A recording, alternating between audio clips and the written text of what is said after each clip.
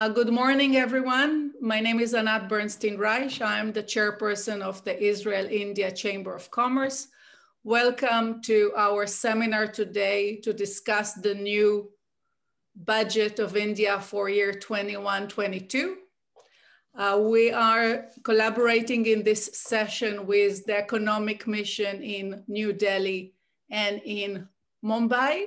Natasha is the economic attaché of Israel in the mission in New Delhi. We collaborate today with a KNAV firm in Bombay, which will present soon. We collaborate with Amit Mטלון, the law office, which is represented by Benjamin Grossman. And I have with me here Mr. Raviv Byron, the president of the Israel-India Chamber of Commerce. And Raviv, why won't you say hi to the audience? Hello, everybody. I'm very pleased to have you all here. I think this is a very important juncture that we're at, having this new budget after this one horrible year that everybody in the world has suffered, and certainly India as well. I believe India has probably got the potential and the possibility of moving ahead faster than most countries. And this budget is extremely important, I think. The one thing that when I was studying the budget, it gave me a bit of a worry that there seemed to be a very high borrowing level, much higher than expected. I'd appreciate getting the input from the professionals here who can tell me what the situation is. But overall, it looks like a very positive and expansionist budget, which will help India grow faster. So thanks everybody for joining. Thank you for all the participants. I think this is an interesting activity that we're doing now. And Anat, thank you very, very much for organizing everything. I mean, I'm moderating it, but we're doing it with the office of Natasha in Delhi, so I don't take the full credit. Natasha, and since we're talking about you, would be happy if you say a few words. Of course. First of all, of course, thank you everyone for joining, and thank you, Sagir, Economic Council in Mumbai, and yourself, Anat, Israel, Asia, Israel, India, Chamber of Commerce, Raviv Byron, and of course our partners from KNAV and Benny Grossman for working behind the scenes and setting this seminar and making it happen. You know, the union budget, I've been here only 4.5 months, but it's enough to know that the union budget sets the tone and the goal and aspirations of the Indian economy for the next year, and might have direct influence and implications of the economic relations between the two countries, and specifically on the Israeli export. So it is only natural to have this session to analyze the implications of such budget and to really understand how it's going to affect the Israeli companies in the near future. So I do hope that we bring some value to our attendees here today, and let's have a good panel. Thank you, Natasha.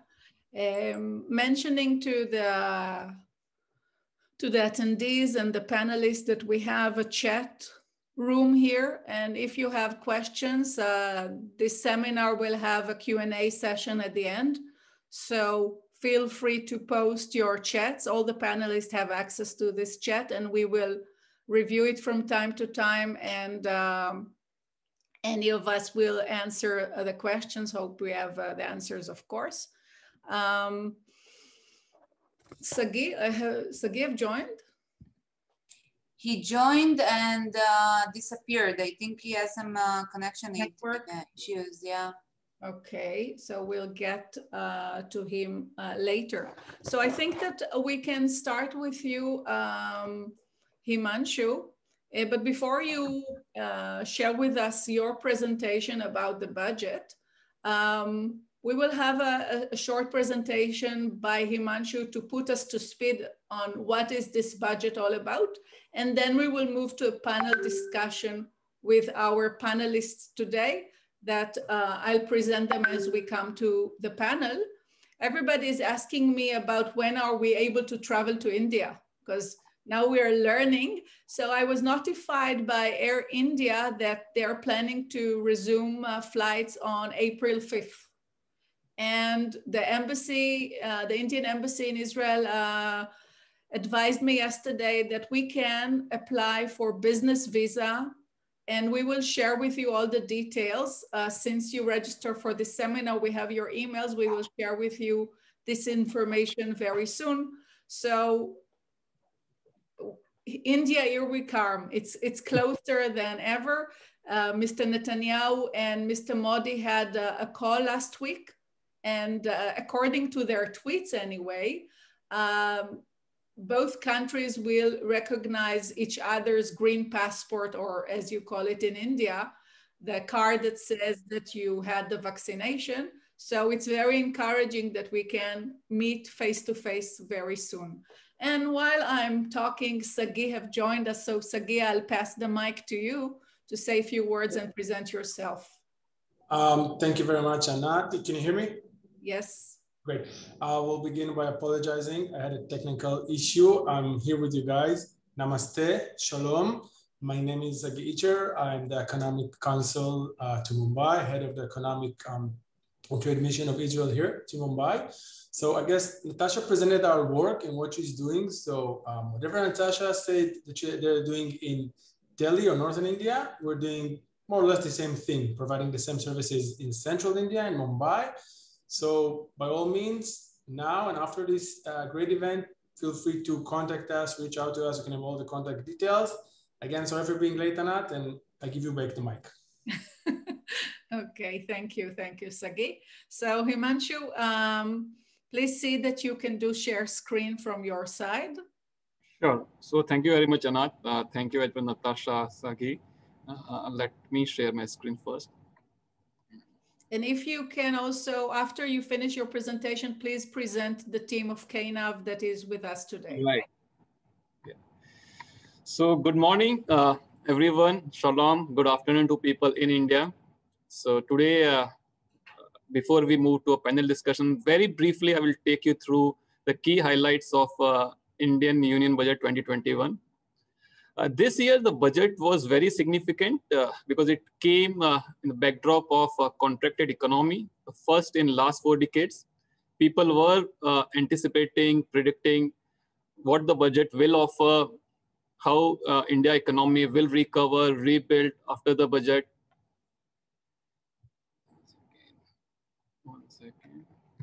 One second. I think I'm not able to, yeah.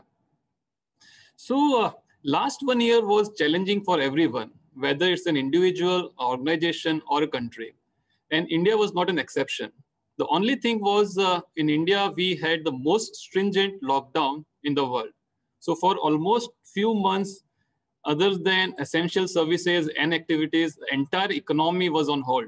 So you can imagine that a 2.9 trillion economy and nothing is happening. And which is very much reflected in the first quarter GDP, which was contracted by almost 23.9%.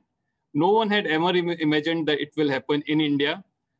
But later on, as we move to second quarter, I would say the end of second quarter, things have started to show, showing a positive sign. And all major macroeconomic indicators, whether it's import or manufacturing activities, or GST collection, auto sales. So everyone was showing a positive trend.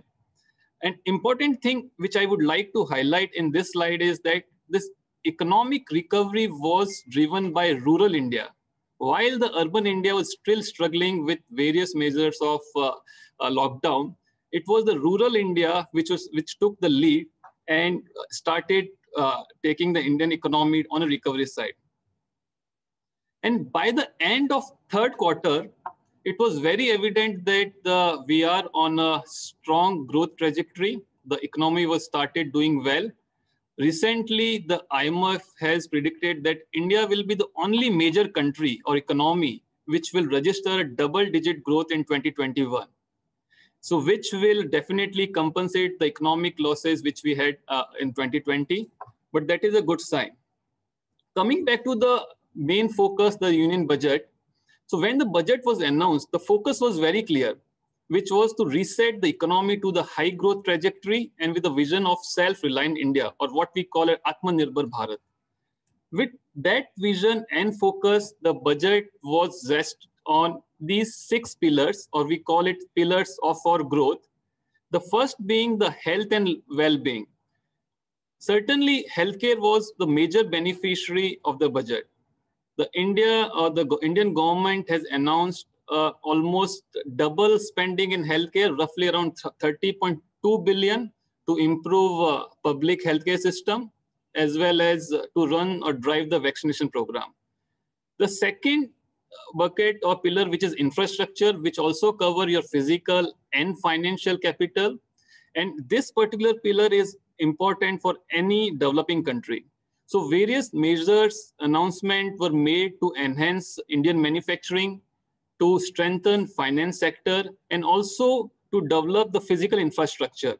A capex of $70.2 billion was proposed in this particular budget, which is comparatively 37% higher than last year. And just to add, if you see in last 2 years, the increase in capex is almost 60%, which also showcase the intent from the government to develop Indian infrastructure. The third pillar, which is inclusive development, which is important for any country. Every country wants the all section of their society to get fruits of economic development, and which is very much relevant in recent time because the lesser privileged sector of the society has gone through a very hardship in last 1 year. So government had come up with various measures in agriculture, for farmers, for laborer, industry or sector like fisheries. So many initiatives have been announced in this particular pillar. The fourth pillar, which is interesting as well as important, the development of human capital. One of the estimate is by 2030, India will have the largest workforce or work age population, which needs to be skilled and educated. And if as a nation, if we fail to do so, it will be a big loss in opportunity. So government is taking many measures, initiatives that how they can make the people or students and make them more skillful, more educated in relation to coming need. And there as a country, we are also dealing with governments like UAE, Japan, and rest of the many other countries. The fourth or fifth pillar, this research and development. Again, during economic survey, it was clearly mentioned that as a country, if we want to become a third largest economy, it won't happen without spending on innovation and research and development. And this is an area where currently government is taking all the heavy lifting. Government want private sector to come and provide their contribution. But as a step in this particular budget, the government has looking for almost spending $7 billion on National Research Foundation in next 5 years. They are also talking about how we can promote digital payment. So various schemes and announcements have been done in this particular pillar. The sixth one, which is again one of the core principles where the Indian government is working for last many years, that minimum government, maximum governance. So measures in just judiciary, measures in ease of doing business, these are continuous ongoing engagements. Moving to all these things, how it translates in terms of opportunities for foreign investments. So as I said, that these are few sectors which were highlighted during the budget. So as I said, that healthcare was definitely a big beneficiary where government has almost proposed to double the spending. Water treatment, again, more relevant for many Israeli companies. They are in wastewater treatment. So this is also an area where government is thinking how they can provide clean water or waste, how they can make it available to everyone. Infrastructure, the $70.2 billion capital expenditure will definitely give a big push in infrastructure. Renewable energy, again, in the form of increase in duty, government would like to promote solar panel or solar inverter manufacturing in India, capital equipments, insurance, agriculture, textile, all these sectors, something or other is there where we see a high growth opportunity for Israel, for Israeli companies. I just want to add it with the recent initiatives in last 1 year, the government has come up, the production linked incentives. Certainly today, as a country, the contribution of manufacturing is very low in overall GDP, and there is a big opportunity in this particular segment. So there, the government has come up with PLI scheme, or we call it production linked incentive scheme, where they have approval finance outlay of almost $26.7 billion in 10+ sectors. The idea here is not about to come and set up their manufacturing facility, but these are the sectors, these are the industries which, as and when will grow, the entire ecosystem will develop, and it will create opportunities for any company which is directly or indirectly irrelevant or related to these industries, which could be an exporter, which could be a service provider. One point which is again in line with government vision for self-reliant nation is the change in the rates of custom duty. We have seen in many cases the custom duty has been increased, which is again a thrust for domestic manufacturing.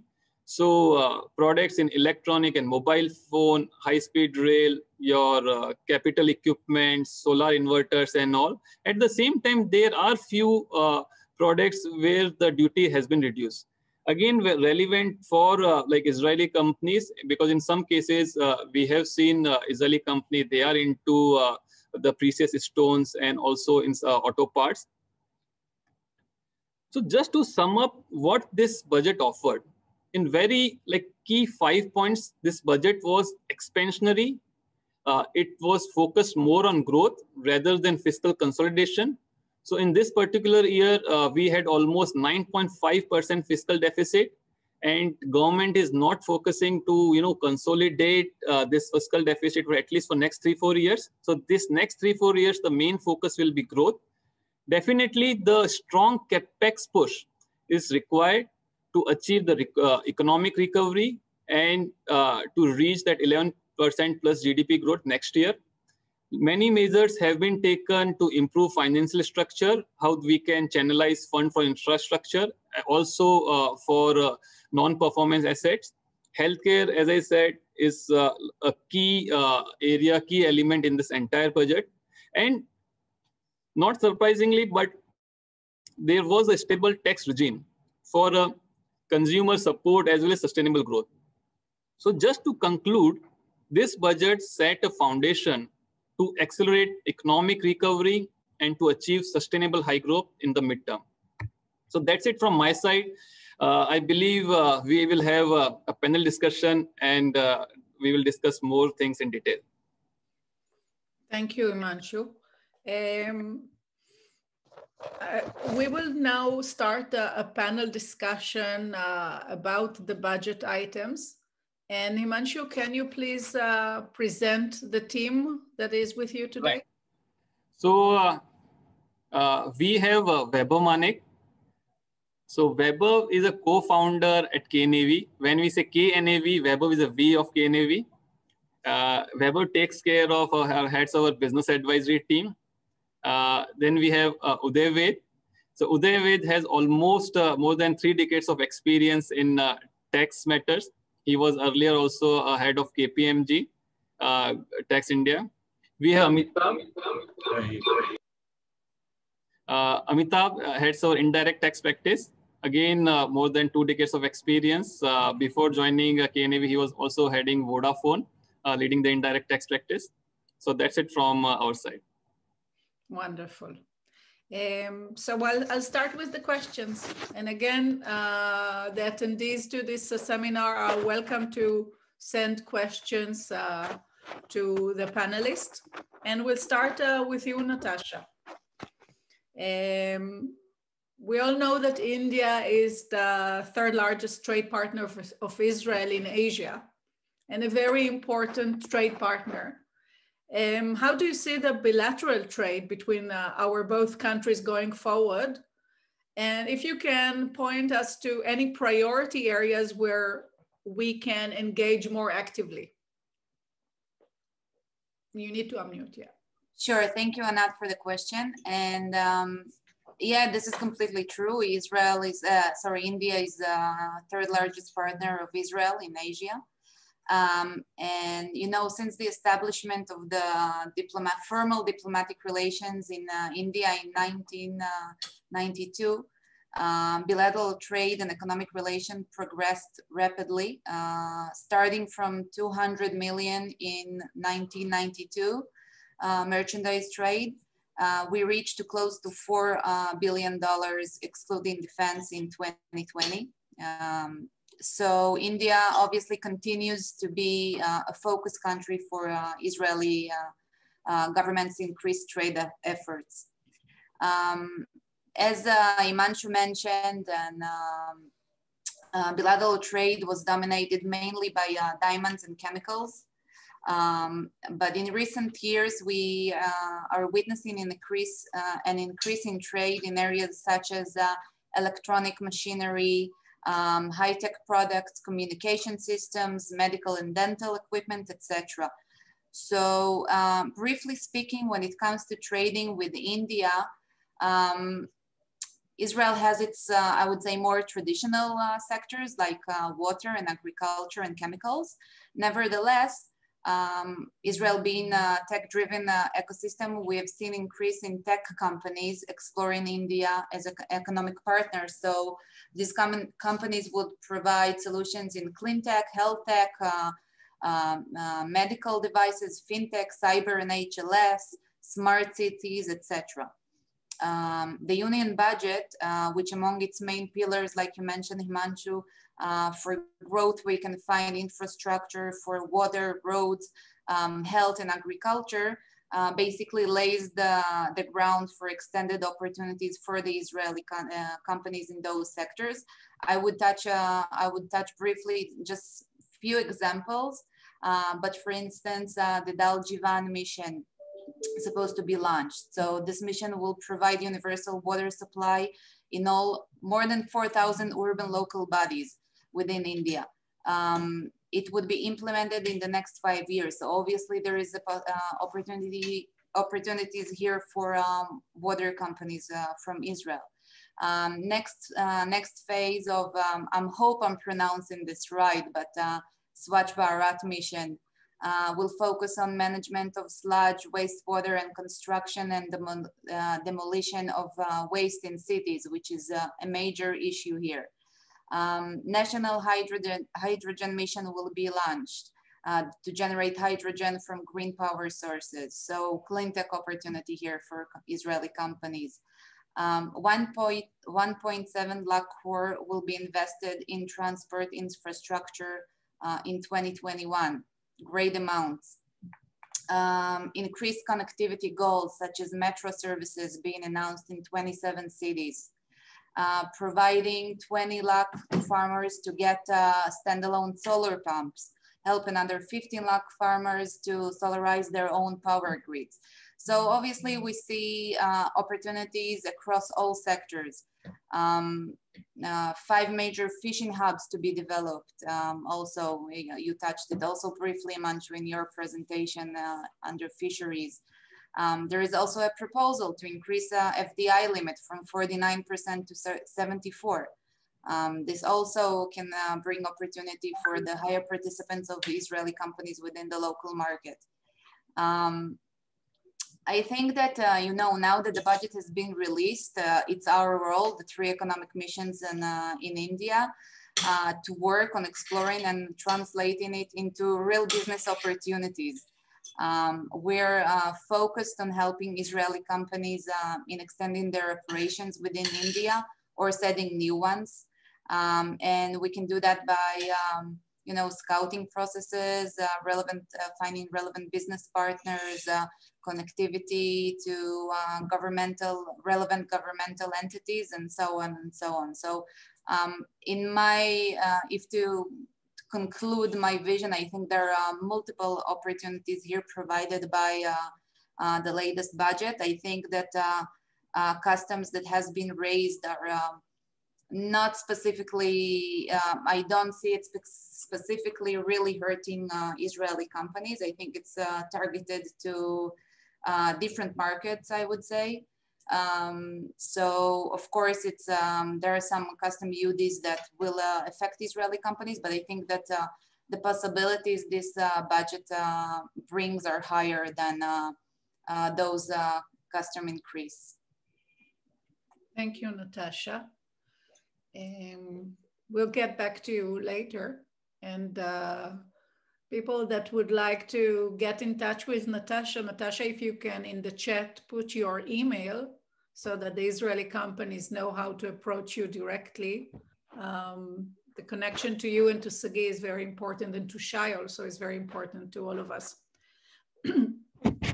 Vaibhav, I'll get to you now. And with such a vast experience and perspective, I would say, it's interesting for me to know what's your overall view on the budget, the honest view.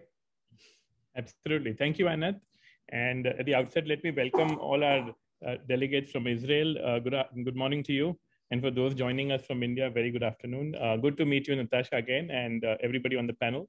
To give you a very, very candid, overview, Anat, to all of us, this budget has been much, much more than what we ever expected. Every year, when the budget is announced, when I look at the capital market as, let's say, one barometer, it always falls. This is the first time in last so many years where right from 1st of February till today, we are on 11th. For last 11 days, it has been consistently doing very well. Now, when I say capital market and I just call it a barometer, it just reflects a renewed sense of optimism and confidence. So to me, very, very candidly, we were very pleasantly surprised. We're all happy and excited with the thought that has gone behind this whole budget. When we say we want to create liquidity in the system, when we say we want to put more money in consumers' hands, ultimately we have to walk the talk. As maybe Raviv mentioned about why the borrowing is so high, the borrowing had to be high because there was no other way to balance it. The fiscal deficit has been pegged at 6.8%. Taking a midterm view, we didn't want to increase taxes. Now, one way to raise money is you just put a COVID cess, which market was fearing. Thankfully, the government saw the wiser thing. They said, no, let's not increase taxes, but we can do little larger borrowing in the midterm and then offset it with divestment. We are talking about a $3 to $4 billion divestment target this year. As the economy revives and as this money goes back into the businesses, the businesses, as we have seen last 3 months, all the economic data have pointed that production has gone up, manufacturing is going up, sales order books have getting filled.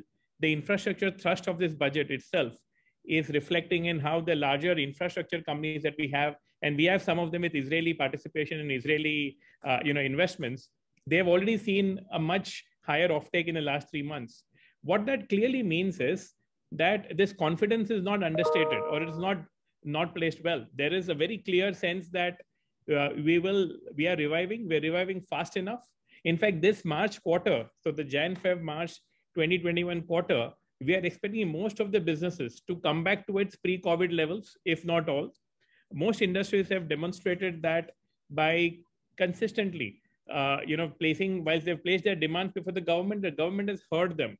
And the budget is a reflection of all of that. So to start with, Anat, let me say that it was a very, very confident kind of overview. And we were very surprised that the finance minister and the team was able to think this through.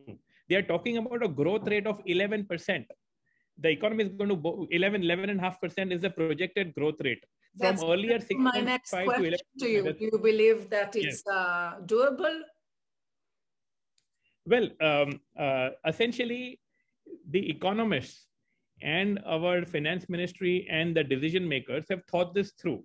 Now, the way it works is there was a downturn. There was a contraction. Now, when there's a contraction in terms of relative growth, this will be pushed up. This is getting propelled. And therefore, this large number. But if you look at the 6 pillars that Himanshu and even Natasha alluded to, we are talking about some very fundamental changes in the economy. We are talking about health and well-being, right? Now, when you say health and well-being, every pharmaceutical business, whether it's in Israel, whether it's in India, whether it's most parts of the world. India with 1.3, 1.4 billion people, we all need good medicines. The COVID vaccine itself has shown us that, and India is one of the largest manufacturers today, just because of the supply chain that we have built. So number one, the growth will come from intrinsic demand, the consumer demand. Now, I was looking at, after the budget, I was looking at what is India's savings rate. I was pleasantly surprised to see that the savings rate is still 30%, which means we only spend 70% of what we earn. That's an average savings rate. It was earlier 36%. It started dropping, came down to 33, but we are still at 30. It had gone down, it slipped to about 23 in between for a few years, but it's gone back. So Indians are saving, and this money has to come back into the economy. And that's why the consumerism is happening, is the way we think. But let me also take some very specific examples of how the budget is given this impetus. Look at infrastructure. Now, today we are talking about linking the whole of India in a national highway project with a 3-lane and a lot of places 4-lane highway. Now, that was never there. We always had a 2-lane highway. So just the movement of goods and people is going to accelerate. Second, our airports. Last 10 years, India has built 150 new airports, and there are another 30 airports coming in the next 2 years. The existing metros have seen a lot of investments, a lot of people, a lot of movement of people. Even though there's COVID, when we have been flying last few weeks now as things are opening, the flights are almost full. They are 80-90% capacity. So infrastructure thrust, again, is generating a lot more demand. That demand should translate into higher growth. There's no question about it. Then we are talking about ease of doing business. As we are seeing the rankings from 130s come down to 70s, we think it'll come down to 50s in a couple of years. Today, and this is for all our Israeli friends, you can set up a business in India in 2 working days. If I get a piece of paper, my KYC on a Monday morning, we guarantee a company is formed on Tuesday afternoon.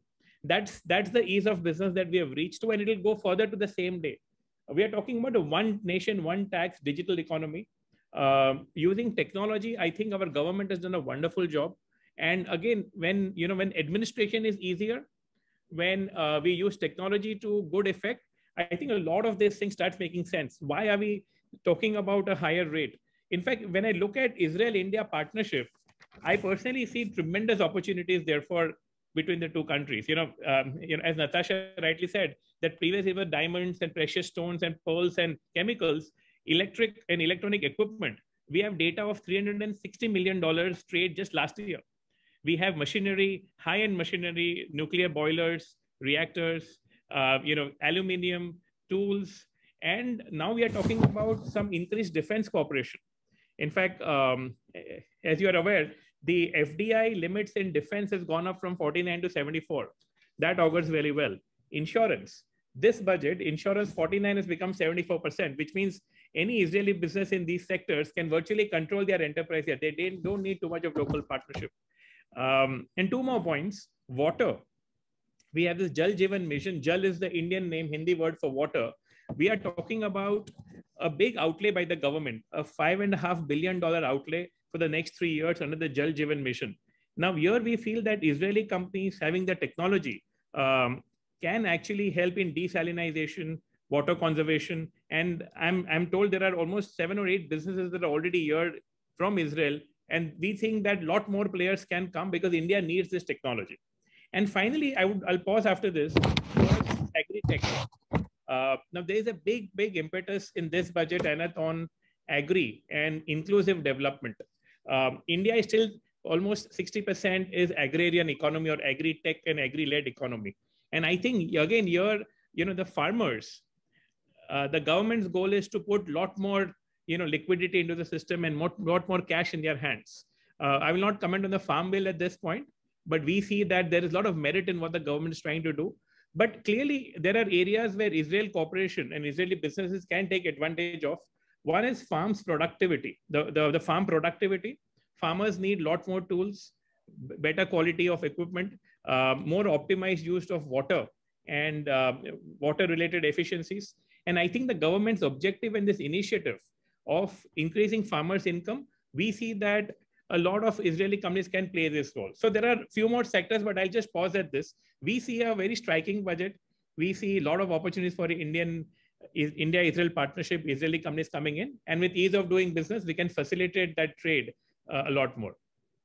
Thank you, thank you. I'll just read to you a comment from the audience. Nalin Kohli mentions that he met with the Secretary of Economic Affairs and the Chief Economic Advisor yesterday, and they are very optimistic about the 11% growth. So it comes from IMF and comes from the government. So it gives us extra validation that the growth in India will be over 11%, which is amazing. Although, of course, we take the previous years that the growth has decreased, so it will overcome, but still it's very encouraging. As I see, and I still want to check with you, Vaibu, the budget is more about production and less about consumption. What's your view on that? You're right. The budget does talk about a lot more production, and incentives also have been given, as Himanshu said, the production-linked incentives, the PLI. But ultimately, more production, simple economics leads to much more consumption. So I mentioned the savings rate of 30%, but let me also look at some more data that we have. Now, the disposable income, one of the fear that we had is whether there'll be an additional COVID tax, whether there will be a challenge where, people will have to shell out much more. That has not happened. We took more borrowings. That means more money in the hands. And now with the job recovery is happening. So what is happening? Look at infrastructure, look at agriculture, look at healthcare, both preventative healthcare, and look at education. The new education policy that the government has announced just a few months back. And there is this National Agricultural Research and National Education Research, that the two initiatives, the bold initiatives that the government has brought out, both of these have led to a completely spurious demand. There is much more that the individuals are expecting, both in terms of the ability to earn. We see the job rates and the job cycles in the industry. We speak to our clients. We look at the data of some of the larger HR firms, and the unemployment rate is slowly coming down. Even the SMEs, the small and medium enterprises, have started hiring back people who have let them go because they've seen increased production and therefore increased demand. Now, what this means is ultimately the consumer is going to spend. And when I look at the 26th January Republic Day sale of a Flipkart or an Amazon or larger e-commerce companies, and these are public data, the sales have again been topping the charts. On a weekend when we go out in the marketplace, the malls are full, people are traveling, people are commuting. So clearly the sentiment is back. There will be a time when, when the investment cycle is picking up. We think the investor ecosystem, which is a great reflection of where the money is going, they are looking at this as a lot more confidently going forward, and therefore the capital markets are absolutely buzzing as we speak. No, the capital market is amazing. I mean, broke all the records last month, actually. It's at an all-time high. So there can't be a better reflection of consumer sentiment than the fact that we're very optimistic about the near-term future. Thank you. Thank you. I'll get back to you. I'd like to hand the mic to you, Benjamin Grossman. And someone has mics in the room, so we have an echo. Not me, but... No, it's you.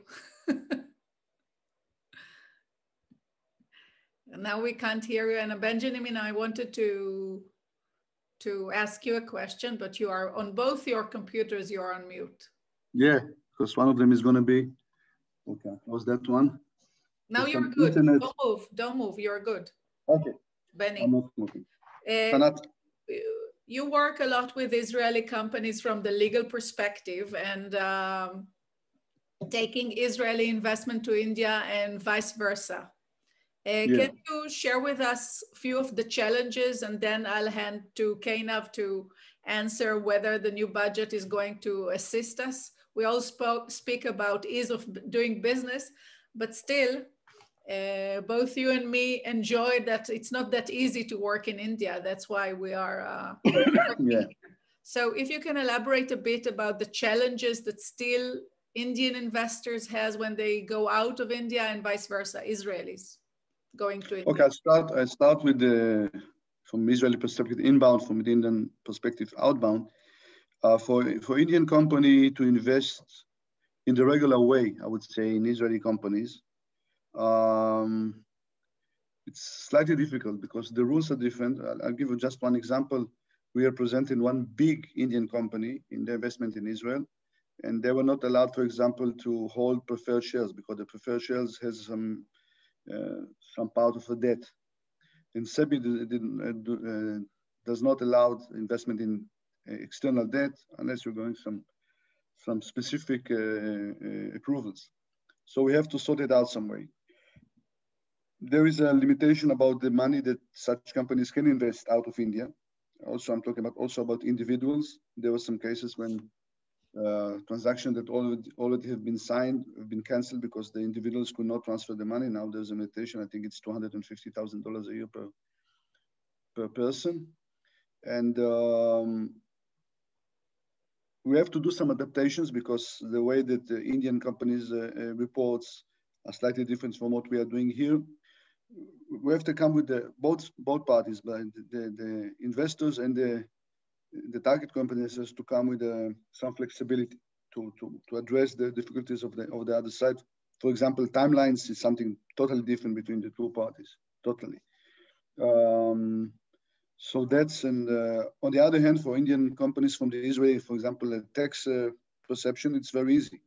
You know, there's a total tax capital gain exemptions for foreign investors, and they can take all the money out without any tax. They don't have to. Indian investors coming to Israel, you're saying? Yes, foreign investors, and there are many more incentives for, not especially for Indians, but for any. Israel is a very capital investment oriented economy. We cannot rely on our own resources. We are only 9 million people. But in that sense, what I've seen in the budget is some of the regulations that Israel did about 20 years back for institutional investors, some ease on their investment and so on. On the other hand, for Israeli companies, when they invest in India, this is challenging, and it's becoming more challenging. First of all, the basic things of register the company is something that in Israel I can do in 30 seconds. In India, only to get the key for the signature takes me about 30 days. The maintenance of the company, I mean, all the requirement to have an Indian director, the way how to handle that director. If you want to fire him, it's very difficult from the Indian perspective because he is employed by the company, not by the one who nominated him. To take money out of India is very difficult, and it's becoming even more difficult. Now I learned to know that there's some thoughts about putting cap on royalties. Royalties, when we are talking about Israeli companies, I'm mainly talking about technology companies. So what they can transfer to India is the technology. The way to take the money out is either by dividends, God knows when and how, or by royalties. Now this exit route is also, I don't want to say closed, but very narrow. So to plan the whole structure is becoming more and more challenging. It is still possible, but you know, it's becoming challenging from year to year, and we have to work very closely with our counterparts in India and very creatively. Did I answer your question, or? Yes, you did. I'm happy to share with you and everybody. I mean, I'm now really wealthy because we invested in 2008 in a project in South India, in Mysore. And after count the years for 13 years now, I got the first installment of share buyback last week into my account in Israel. And that's very encouraging to see that the money knows the way, not just from Israel to India, but also vice versa. So Anat did the investment when she was 18. Of course. Thank you, Benjamin, for the compliment and for your words. I'd like to pass the mic to you, Uday, and to Amitabh. You decide who answers what. I can't see Amitabh though. Yeah. Here you are. Good. Yep. Good. Let me go first, Anat. Benjamin, things are not as bad as you know. There may be a perception. I didn't say it's bad. We have many success stories. They're not bad, but it is difficult to do business in India, and it has eased out over years. But there are, and we absolutely take your concern and try and address as much as possible. But we'll also take this to the regulators. Just first on the India outbound or inbound into Israel. Certainly, Reserve Bank of India, which is the central bank of the country, has liberalized rules on outbound for almost last 20 years. And one can invest up to 4 times the net worth of the Indian company into any sector. There are only 2 sectors which are restricted. One is the real estate, that also the buying and selling of real estate, and to an extent financial services. Other than that, all investments up to 4 times the net worth of the investing entity is permissible on automatic basis. Reserve Bank does not regulate that. You need to do certain compliance at the year. It's more self-regulated than anything else. Now, there could be some issues on listed companies investing because there is also a SEBI regulation that could create it. But generally, the central bank, the RBI, would prefer investment into the equity and say that receive money in the form of dividend. In fact, it would also encourage loan, I think, in a preference share. So I'm a little surprised on that. I would like to see if there is any specific case where this preference share investment was not permissible. But the Reserve Bank does permit equity shares, preference shares, loans to the shareholding entity. In fact, we'd like to receive the funds in the form of interest, right, or a confirmed dividend. Why do you want to invest as equity? But maybe a specific case may be an issue. From an inbound perspective, certainly again the rules on foreign investment have undergone change over the last 25-30 years. The government, the prior government and today, irrespective, it is pro-foreign investor. Almost all investments are on an automatic basis. You can have your 100% company, except in few sectors where you need, and there are like the defense or insurance, as Vaibhav just put in. And the payments on all current account payments like the royalty or dividends or technical fees are on an automatic basis. You don't need any approval. It's all automatic. Subject, of course, to the withholding tax. Again, I would possibly like to see if there is any specific case where there will be an issue. Maybe sometime the Indian partner that you may have may be creating some issues for not paying it. I don't know about that. But from a regulation perspective, the royalty for, say, you giving technology for any manufacturing operations, it is freely permissible. In fact, there used to be cap of 5% of royalty on the sales in the past. That cap has been done away with. There is no lump sum amount which is gone. So it's a commercial deal between the Indian importer of the technology or the use of the technology and the payment. And there are no country-related restrictions either. So I think, except, we have, right now we are going through the tensions at the border. And, there are few countries where there are restrictions in approval. It's not a prohibition again. But Israel company certainly is very welcome to invest, just paying the dividend, a royalty of 10%, and you could take the money out. It's a commercial deal between the two entities. Of course, the technology should be for the manufacturing, other than that, and the dividend can be taken out also easily. On a dividend, there is to be 20% withholding tax, which has been reduced to, now it's been passed on to the shareholder. So the withholding tax under the Israel treaty is 10%. So that even with the 10% tax even can be taken out with the 10% royalty or technical fees that can be taken out. And there are no other restrictions. So, but yes, there are issues on what you said about the directors. India follows the Companies Act. So 1.3 billion people. All said and done, there is still a parallel economy. And so India wants to, govern certain things, regulation that may be taking its own time.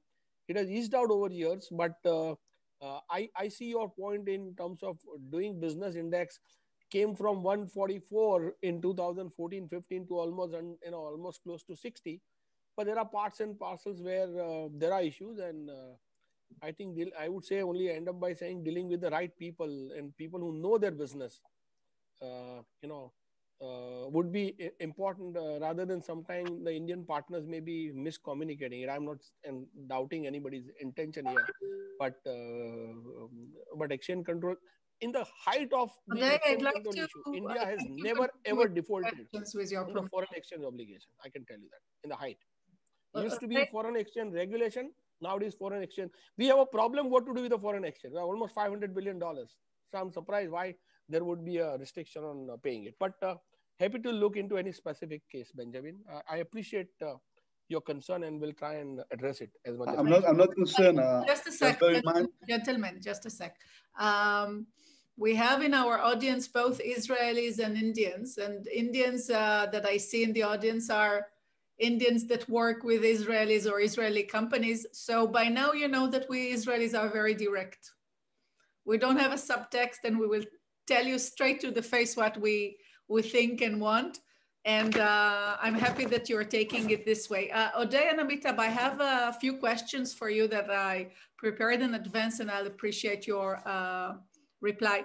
One of the key aspects that we all look is certainty in taxation. And when I come to India, there are always surprises. Do you think that the new budget has improved the certainty that we foreign investors will face when we come to work in India? Okay, let me take this. Amitabh can possibly focus on that indirect tax a little later.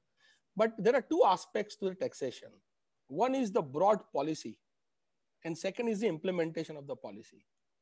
On the policy front, the tax rates in India are quite moderate. In fact, I would say for new manufacturing companies, very, very competitive.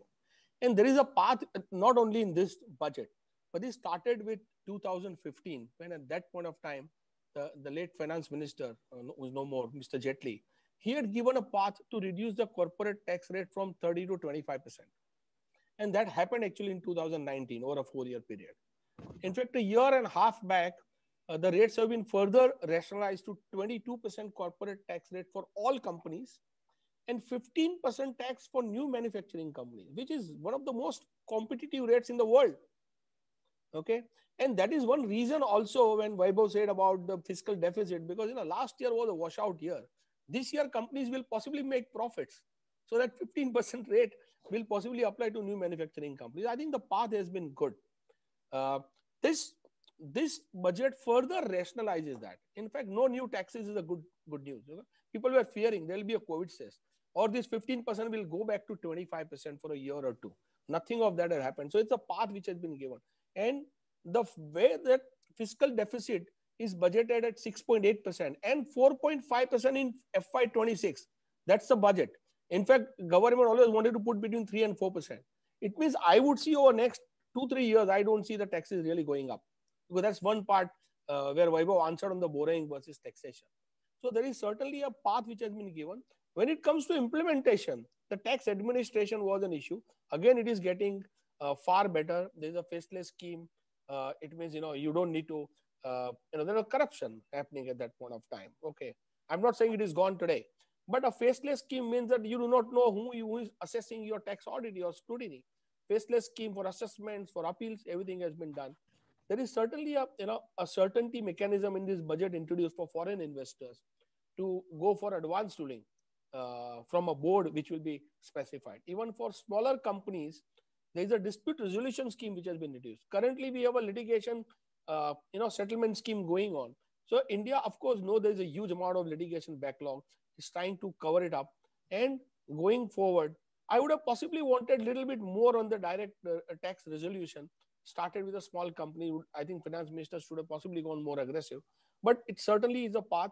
Certainty, I think, is getting into it. From a taxation perspective, I'm saying.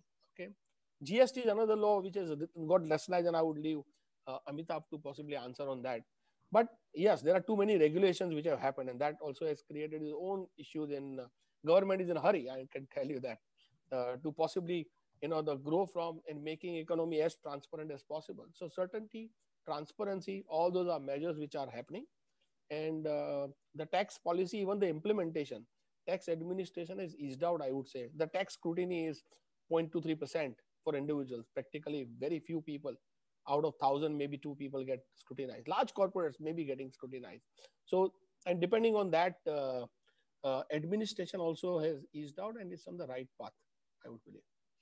Thanks, Uday. I'll take a question from the audience. We spoke about tax. Let's talk a little bit about the custom duty. And Rani Shifron is asking us about the changes in rates of custom duties. If you can elaborate on that. Also, India didn't join the RCEP recently. I would be happy to hear your input about that as well.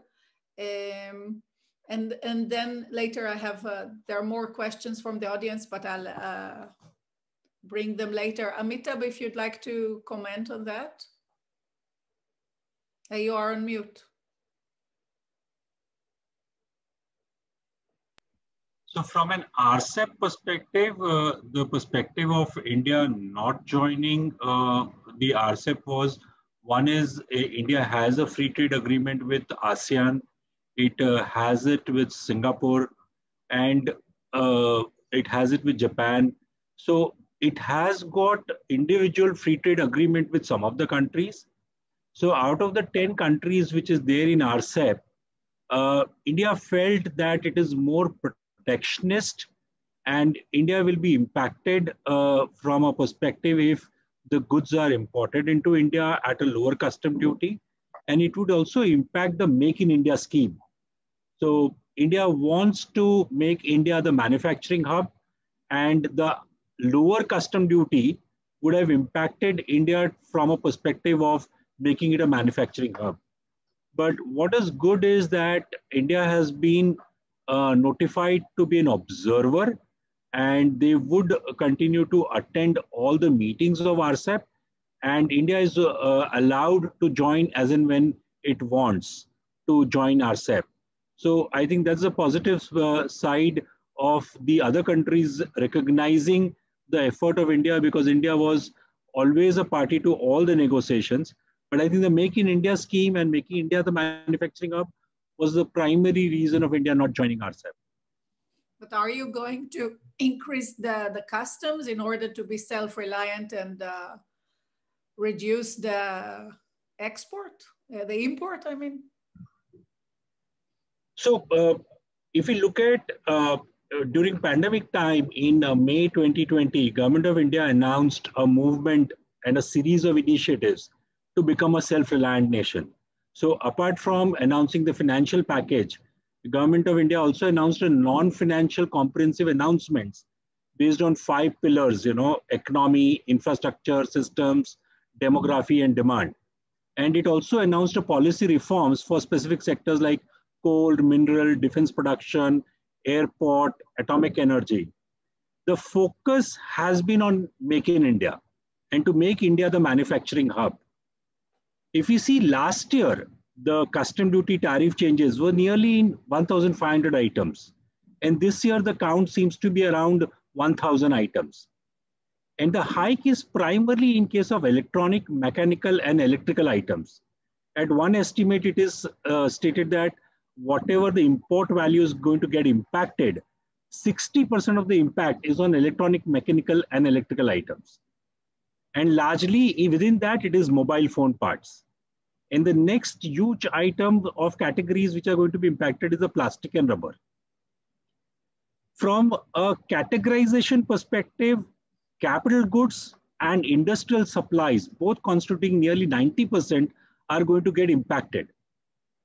So all this is showing that India is again focusing on Make in India.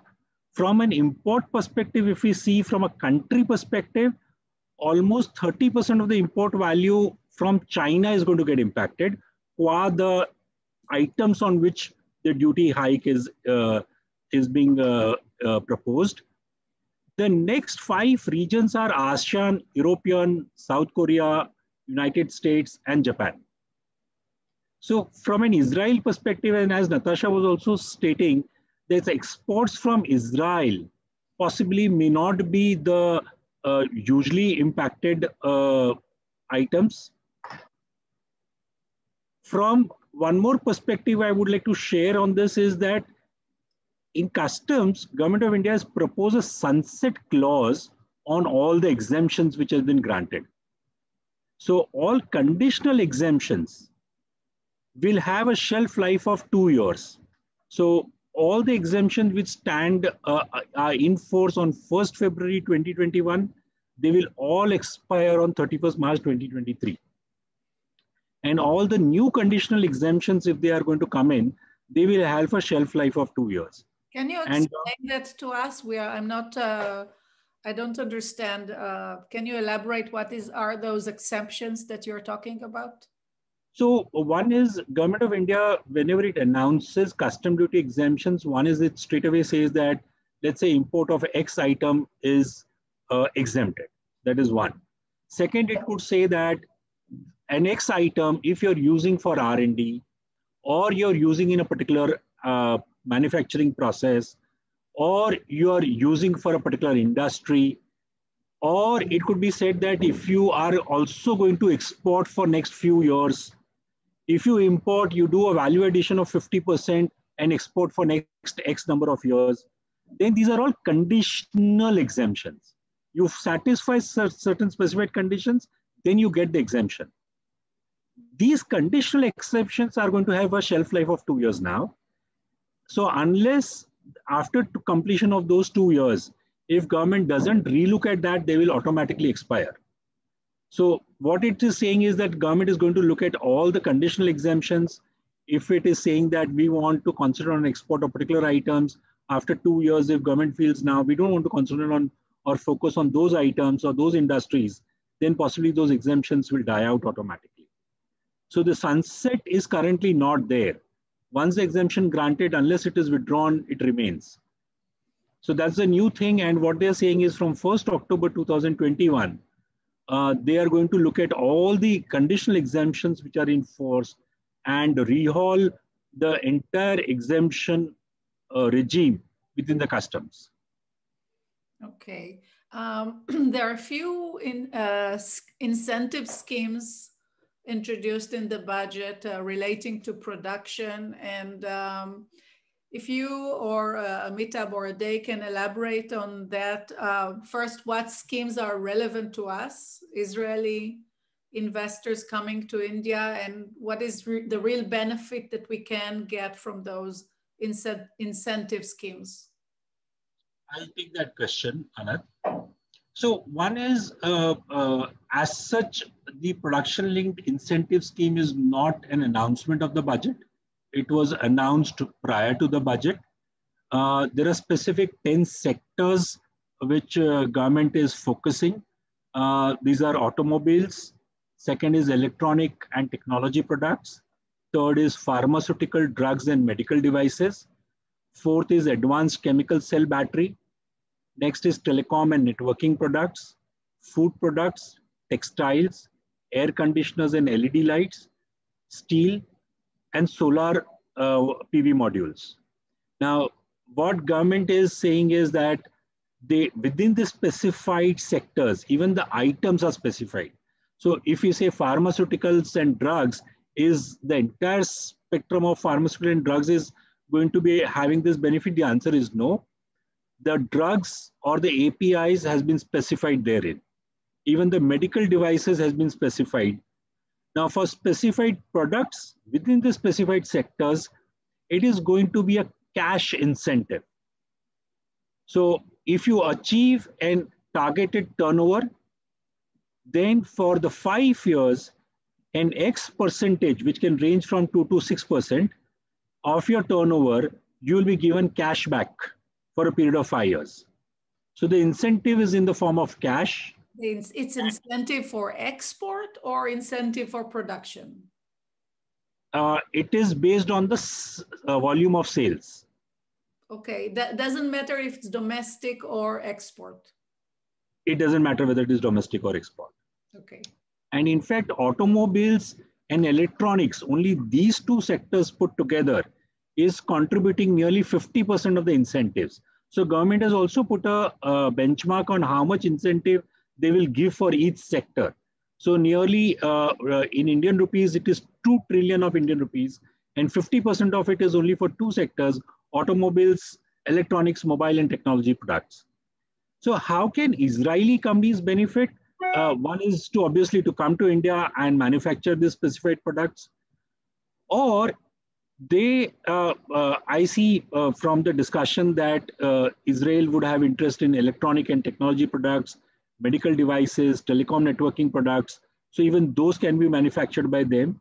Or Israeli companies could support these manufacturers who opt for this scheme for value-added services in the form of advanced manufacturing.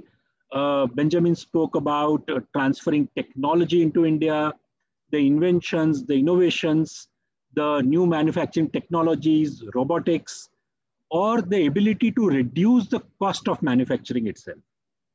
So if Israeli companies are not keen to manufacture these products, but they can give the value-added services to manufacturers who are opting for such a scheme. And I would just make one comment there, you know, if we combine the both, the duty hike, which we spoke earlier, and the incentive, it is less about being protectionist. Every country is becoming protectionist, but the stance of duty hike, I would say, is not unexpected after coming out of the pandemic. And if we put the duty hike and the incentive and everything put together, the focus is not only making India a manufacturing hub, but also to get into the global value chain and export products from India. That's all the Israelis understand, that if they want to sell in India, they have to manufacture some or all of their product in India. Another clarification from you, Amita, because I am sure that people are interested in this. When you're talking about the incentive scheme, is for new production or existing production? So they have said that there should be an incremental production. So for the specified products, it is not only you can continue to sell the specified products, but you have to increase the sale by an X percentage. Okay. Okay. Now I'm clear. Thank you. Thank you. I'd like to pass the mic to you, Sagi.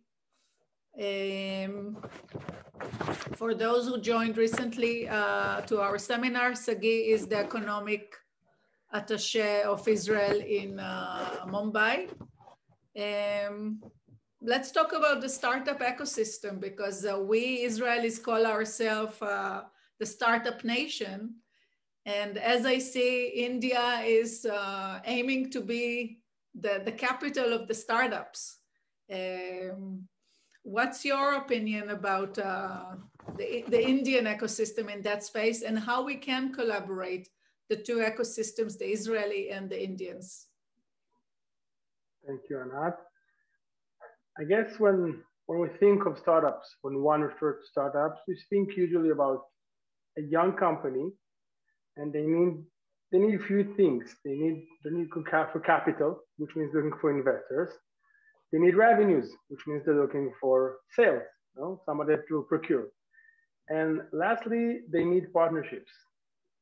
And in my opinion, this is where Israeli and Indian startups can actually benefit each other and use each other. And what am I talking about? As an Israeli company trying to come to India, the Indian market in any scale you measure it is much bigger than the Israeli one. So in many cases, Israeli companies want to come to the Indian market and to make it here and succeed here. And it's challenging for a lot of reasons that we just discussed. And in general, banking business in India can be challenging in many cases. So those Israeli companies are trying to come here, trying to penetrate the market, and they're facing walls and they're facing obstacles here and there, and they're not sure why. And I think this is exactly where the two sides, startups from both sides, can actually make each other benefit. Indian startups can and should be the face, the partners of Israeli startups, to present them, to bring them to the market, and more than all, to create for them credibility here in India. And what am I talking about when I'm talking about credibility in India? Let's talk for a second about food, okay? Everybody knows from Israel, you have the kosher stamp on food, okay? And in India, you have similar thing. It's the red and green dots, veg, non-veg. Okay, everybody knows what I'm talking about. So As soon as you see that in Israel and in India, you know if the food is kosher, veg, non-veg, you know what you're eating, right? By the way, if you're eating it in India, it's going to be extremely spicy. And even if you say 10 times, chili nay, masala nay, not going to help you. It's going to stay spicy. So as soon as you get that stamp, you get that brand on your product. When a local, when an Israeli company, okay, can say to any kind of an Indian company, A, B, or C are my local partners. I partnered with them. I am working with them. We're collaborating with the JV, a joint R&D. I have somebody that represents my interest in India. I have somebody that counts on me, an Indian counterpart that, you know, trusted me. He's my partner now, accessing the market for any Israeli company. And it doesn't matter which sector you're from, or what is your experience and what you're doing. Any Israeli company can benefit so much out of it. You just became kosher in India, okay? At the best case, well, I'm sorry, the worst case scenario, your due diligence process with your next client or next partner will be much short. And the best case scenario, it will be almost nothing. Okay, so this is what we're trying to do. We are the Israeli government. Okay, again, I'm heading the economic mission to Mumbai, just like Natasha is doing Northern India and Delhi, and Shai is doing South India. We work for the Israeli exporters. We work for the Israeli industry, but we have partners on both sides. Okay, we have Indian partners and we have Israeli partners. And whenever we create a partnership, we need to make it a win-win deal and you know, beneficial for both sides. So both sides can gain the most out of it. Us in Mumbai, when it comes to startups, and also generally speaking about our work, we focus on few, we work with the entire range, okay? So any Israeli company from whatever sector can always approach us. We'll be more than happy to help. By the way, any Indian company who's looking for, scouting for Israeli technology or Israeli innovative solutions are more than welcome to approach us and talk to us as well. We are, I'll just mention a few of the most leading sectors from our end. So one will be fintech, all the financial services. A lot of the banks are here in Mumbai and seeing it. Cybersecurity, needed all over. You know, it's a really broad solutions. Everybody needs these days. Clean tech and insurtech are actually two things. Okay, the insurance technologies and all the clean tech. The clean tech, the clean energy, renewable energy, etc. It's like two smaller subsectors we're trying to get into just now. And last but not least, something I think, again, very relevant for startups on both sides. We're trying these days, we're actually entering to the world of investors and investments. Okay, we're trying to attract investments from India to Israel. It's no secret that India has a lot of capital, a lot of firms, VCs, a lot of family offices are operating here, and capital is there. I mean, even after this very extremely bad year economically of COVID, money is here, and Indian firms are investing in India and outside of India. And we would love to see some of that money come to Israel because Israel is innovative. Israel is very, very high-end tech solutions. Companies have it. VCs are designated for this or that sector, sometimes even a subsector, which means that if you're a strategic investor, an Indian strategic investor, you can invest in a startup for a strategic investment, and we'll get you a long-term partnership. That's what we're aiming for, by the way, not one-time deal, long strategic partnerships. And if you're just a capital investor from India and you just want to get the best ROI on your money, that's also great. Go to a good Israeli VC and we can have that. You can facilitate everything and you can make times 5, times 10, sometimes 20 on your money, okay? So investments are very good in Israel. I'm not going back to your question. That's the way I see it. Long-term, good relationships between the startups. Indians can represent the Israelis here, become their partners. And at the same time, investors can invest in Indian and mainly in Israeli startups because it's a good investment all in all. Thank you, Sagi. I'd like to take a few questions from the audience. Mena is asking us how many new airports, and we discussed it earlier, how many new airports are built now and how many are planned in the upcoming 3 to 5 years? If any of you can take the question.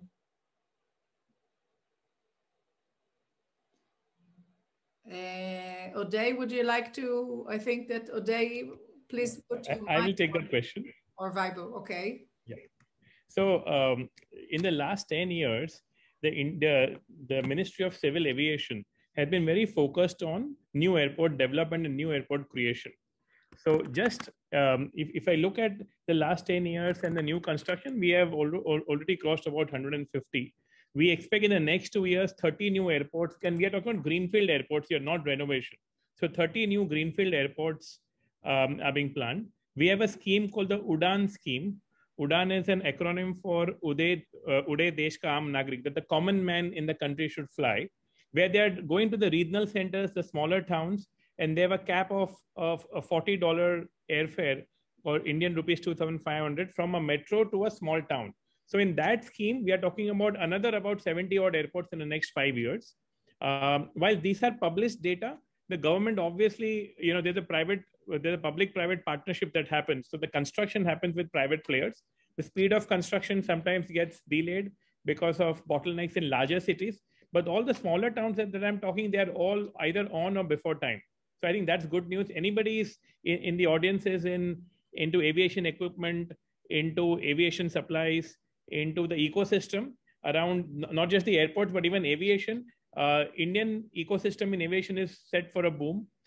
Like I mentioned, so many new airports, so many new passengers. In fact, all of the metro cities that we are in, all our capacities are getting either doubled or tripled in the next 5 years. Every single city has got a new airport coming up. So Mumbai, where we are in, we have a brand new airport coming up in about 3.5 years from now, which will make the capacity 4x. So a lot of players, and we'd love to get, if anybody in Israel is interested, we can connect you with the right system, right players, and we work with the government a lot.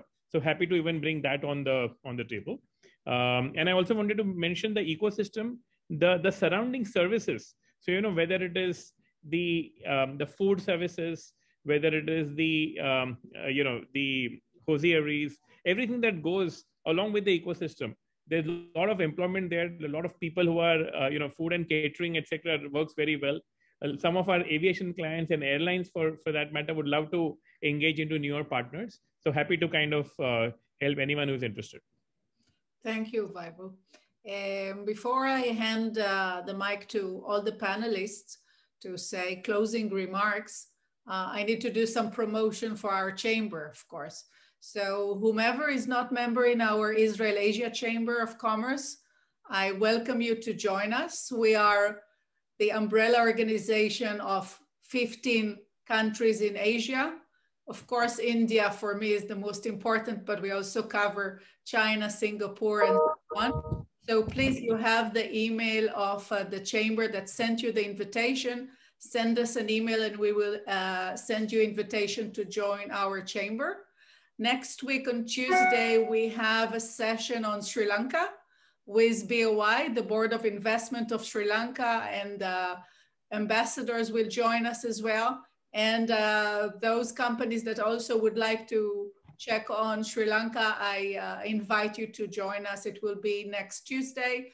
We will send you invitations soon. So I did my promotion for the chamber, and I'd like to hand the mic to each of our panelists to say closing remarks. We have 10 minutes, so we're just perfect, and we'll take even a small last question from the audience after that. So we'll start with you, Natasha.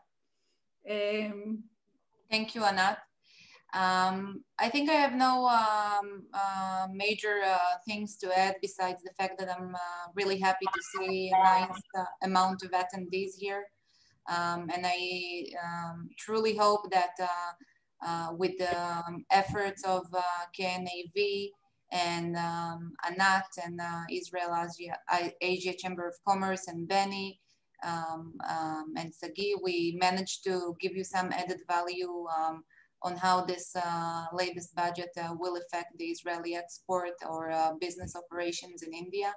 And as we mentioned before, of course, we invite you to approach us with more particular or granular questions. We're here to assist to every Israeli company who is looking for our services in the Indian market. So thank you, Anat, also for moderating. Sure. Thank you for initiating it, Natasha. Raviv?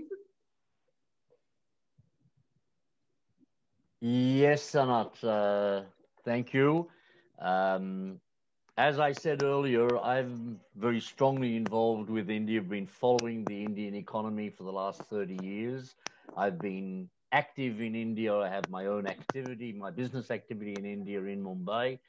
And as I said, I've been following this activity closely and seen the Indian economy expand and grow and becoming more and more dynamic. And I see this budget as a very good stepping stone for even greater expansion. As Anat correctly said, we are part of the Israel-Asia Chamber of Commerce, which does include China and other countries. However, Anat and I are in constant battle with our friends in the China chamber and explaining to them why they're going to become number 2 and we in India are going to become number 1. And this is going to happen. I'm very, very convinced. So thank you, everybody, for everything you've said and what you're doing and the support that you're giving. And I think we've got a fantastic future in front of us. Thank you. Thank you, Raviv. Himanshu, I'd like to hand the mic to you. Yeah, thank you, Anat. Thank you, everyone. I just want to add like one comment. India is going through a very interesting phase of its economic development. So if you've seen last 10 years, many things have changed. And today we as an economy are at around 2.9 trillion in 2019. Certainly some due to contraction, it's 2.6 or 2.7 this year. But in terms of potential opportunity, we are targeting to become a $5 trillion economy in next 4 to 5 years. So when you see fundamentally, there's a scope of just double that amount. And that will create opportunities, all industries or sectors. And considering the relationship between Israel and India, I see there are many things we can do together as countries. Good. I'll just pick a question from or actually answer if Amitabh replied to Rani's question saying that there is no change in the effective duty rates on medical equipment covered under tariff chapter 90. Rani, if you need to ask another question, you can put it on the chat. I'll hand the mic to you, Amitabh. So we can hear you, but you're muted. So from an indirect tax perspective, I would say increase in the tax base by increasing the tax buoyancy to 150%. What it means is if the GDP is going to grow by X, the tax collection is proposed to be growing by 1.5x. So, and that's in the area of direct tax and GST both. Ease in tax compliances, anti-avoidance measures. This has been the focus area when we look at the budget from indirect tax perspective. Thank you, Amitabh. Uday? Yes, just rather than focusing on budget, the way economy is going and the whole focus is, which Himanshu put into the beginning, self-reliant India, or what we call Atmanirbhar Bharat. That does not mean that I am getting isolated from the rest of the world. So you want to promote Make in India, also promote exports, promote manufacturing, Make in India very, very important, and become self-reliant, but with a partnership from the rest of the world. And foreign investment in that sense is absolutely welcome. Israel is a great trading partner. And it all depends at the end of the day between, if you look at two companies, right? The two CEOs getting together well, it automatically relates into a better partnership. Here, the two CEOs of the country getting well along with each other. It's ultimately human relationship. It percolates down. And that's why we're saying very welcome. Certainly taking Benjamin's point on ease of doing business, there are some issues, but country is clearly following, becoming more transparent and welcoming foreign investment and tweaking, and it will become 5 trillion, whether it will become in 3 or 4 years, that's a question. But you cannot ignore the third largest or a fifth largest economy today, which will become third largest maybe by 2030. And Israel certainly can play a big role in that. And we are all here to partner and help in the process. That's what I would look at it. Thank you.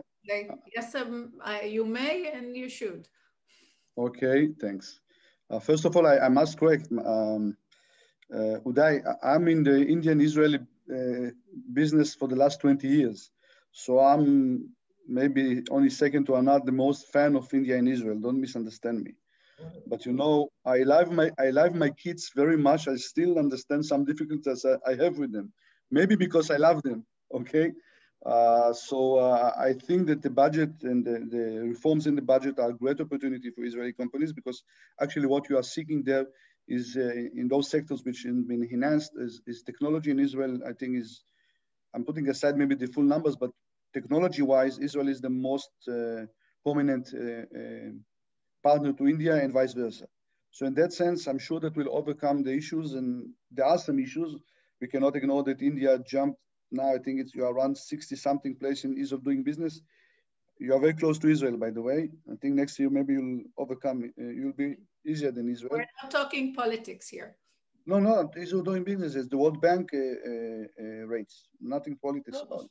So the good part is the government is willing to listen to you. That is more important. Yes. We are working closely with Invest India organization. Yeah, if there is any feedback or any issue, we have seen that over last few years, certainly last 2-3 years, that the government is willing to listen. We could sit together. We could never have sat together with the regulators 5 years back. But here we can talk together, and tell them, and a number of our suggestions, and unlike other people, have been taken into consideration, including in the budget, which is coming. Because no COVID cess was one of the part which was being discussed. It could have created a more, kind of a psychological barrier. They could have budgeted some couple of $1 billion, not more than that. But the issues which could have become, right, a negativity. You look at, I think Vaibhav said, for the first time ever, that the stock market is, is also reflecting what it is. Otherwise, stock market is, so much discounted that it is only going to fall. Okay, but government is willing to listen. I think that is more important. Thank you, Jay. I'm very optimistic. The bottom line, I'm very optimistic about the next few years about the relations. Sagi, I think that you are the last panelist that haven't said his concluding remarks. So please. First of all, thank you very much, Anat, I think on behalf of all the panelists for this great moderation and speaking on this opportunity to present us all. Thank you very much, Natasha, for initiating this event for all of us. I would like to say few remarks, but two things. A is something that me and Natasha maybe have not mentioned, very important for our Israeli and Indian clients, Indian and Israeli partners. All the services that we provide as a government are completely free. All the matchmaking, all the follow-ups, all the Zoom meetings we create for you, the B2B opportunities are completely free. No royalties, no equity, no commissions, okay? So all we ask in return is some of your time and a smile. And if you really, really like what we did for you, you can send us a thank you letter. We'll appreciate that as well. But we don't take any money from anyone, okay? We're the government. That's one thing. Yeah, I think that's it. One just maybe a bit of a kind of a sad tragedy note. Last year, 30th of January, Minister of Treasury Nirmala Sitharaman, I hope I'm pronouncing her name right, on the same day, she announced that India will become a $5 trillion economy within 5 years. Was the same day that the first COVID positive patient was discovered in Kerala. So it's a setback for the Indian economy this last year, for the entire world. But I truly and honestly believe that India will reach the goal of the $5 trillion economy and become the world's top 3, not top 5 economies by 2030. You're talking like that. Thank you, Sagi. You're saying that India will become a 5 trillion economy. And I want the Israel-India bilateral trade to triple and reach 15 billion. And both of us will be happy. That's our aim of our sessions, to improve, to introduce, to increase the trade between Israel and India. I thank you all for joining us today. I thank the economic missions, both in Delhi and Mumbai. The team in KNAV, I'm very impressed by what you presented to us today. I look forward to continuing working with you. To the attendees, I welcome you to join our chamber. This session was recorded, and I believe that tomorrow it will be posted on the Facebook page of the Israel-Asia Chamber of Commerce. So please log in. You will get notification when it is published. So then you can go back and watch again if you missed any point. We will share with you all the emails of the panelists so that you can approach us directly and ask more questions if we neglected to answer during our session today. So Firmilenge, Dani Avad, and namaste all of our friends here from Israel.